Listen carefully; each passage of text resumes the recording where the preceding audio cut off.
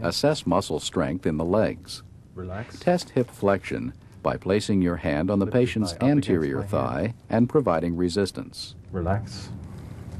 Then test hip extension by Push your placing thigh your down hand on the against my hand. patient's posterior thigh and providing resistance.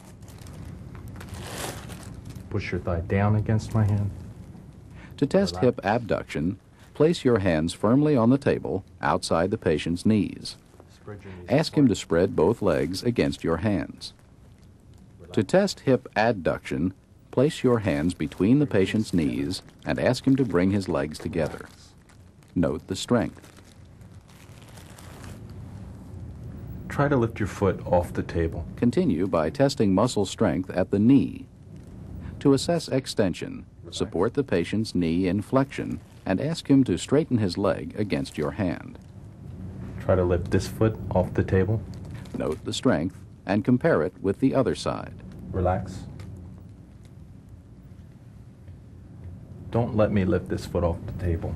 To assess knee flexion, shift your hands, but leave the patient's leg flexed at the knee.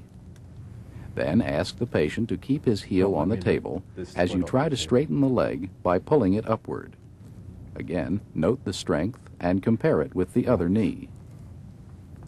Finally, test dorsiflexion and plantar flexion at the ankle by asking the patient to pull up and push down against your hand. All of these tests can also be performed with the patient seated and holding on to the table for support. Your knee up towards the ceiling. Hip flexion, Your knees apart. hip Hard abduction, as you can. Relax. Your knees hip together. adduction, Hard as you can. Relax. knee extension,